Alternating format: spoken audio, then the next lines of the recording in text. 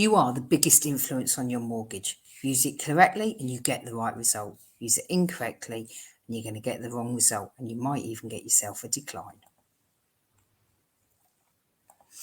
Hi, I'm Jenny from Your Mortgage Hub, and I'm here to help those starting out or starting over with your mortgage applications by showing you what you should and shouldn't be doing when applying for a mortgage.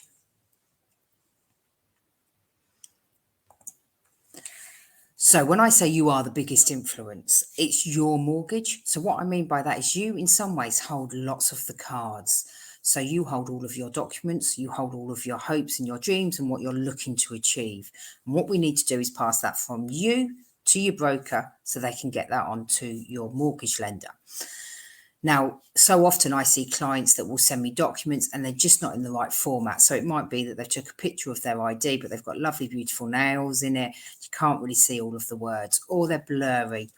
Or actually the payslips is just a really bad picture and it's not got all of the information on. It's really important that you get the right documents in the right format to your lender. To your broker, sorry, because what will happen if you don't, your broker will just keep coming back asking you, saying, well, it's not quite right. Can you do this? Or it's not quite, that's not how it needs to be. The lender won't accept it. And all that happens is it gets drawn out and it's dragged out. And trust me, that just massively causes more stress, more anxiety and worry for you. And it can be completely avoided by being prepared. Most clients will sit there and they will think, right, I'm going to get a mortgage. I'm ready. I've saved my deposit. My income is where it needs to be. But actually they forget that we need the documents that will back all of that up. So I'm going to go through 4 easy things that everyone should be doing to get mortgage offer ready and making sure they are the biggest influence on their mortgage.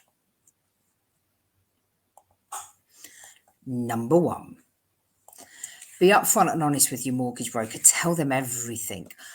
Every broker is going to have either a mortgage discovery call, a fact find, a strategy call, something along those lines. And at that point, what we're looking to do is gather all the information about what you're looking to do now and in the future, what's happened in the past that could impact on your mortgage application, sort of what you're looking at in terms of income, affordability, and all of that side of things. So we need you to be really upfront and honest, because trust me, it will come out in the wash later on down the line, and all it does is murky the waters and make life harder for everyone.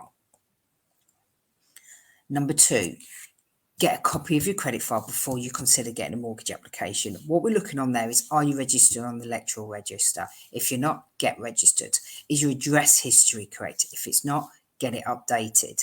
Have you suddenly discovered you've got CCJs and defaults you knew nothing about? Investigate them. What are they for? When were they registered? Make sure that your credit file shows the true reflection of who you are. Once you've done all of that, you need to get a copy to your mortgage broker who's going to review it, and they'll be able to tell you what your rates are going to be, your lender, and they'll be able to tell you what your minimum deposit amount is.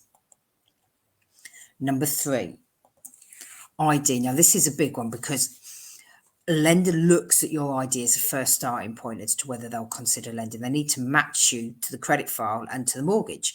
So if you've got married or you've changed your name and you've never updated your ID, then it just adds another layer of complication that your mortgage broker needs to come and oversee that. So it might be that you've got married, so they could put your marriage certificate with it, but actually just update your ID. Just get it updated as soon as you've got married.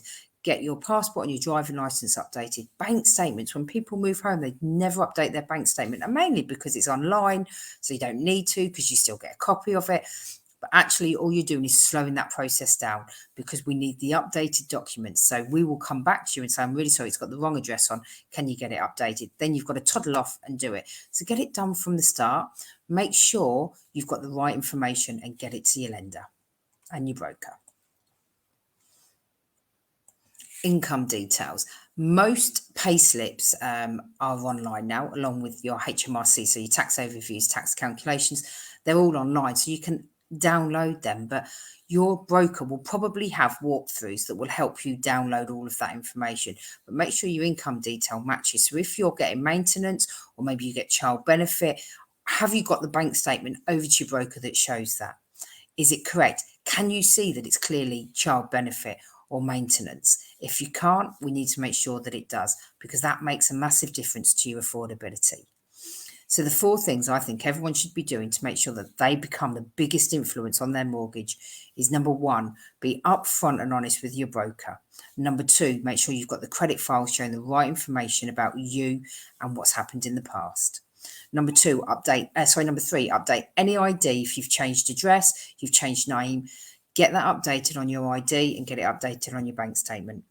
And number 4, know where those income details are, so the pay slips, the tax returns, and get them to your broker showing the right information. If they ask for 4 months, they need 4 months, not 3 months, and then you miss a month and you give another month. Get the right information to your mortgage broker. I promise you, it's going to make it smoother, quicker, and less stressful. So be the biggest influence on your mortgage application. If you're not sure how to do that or you've got any questions, drop me a comment below. And as always, for more hints and tips on what you should and shouldn't be doing, check out my page.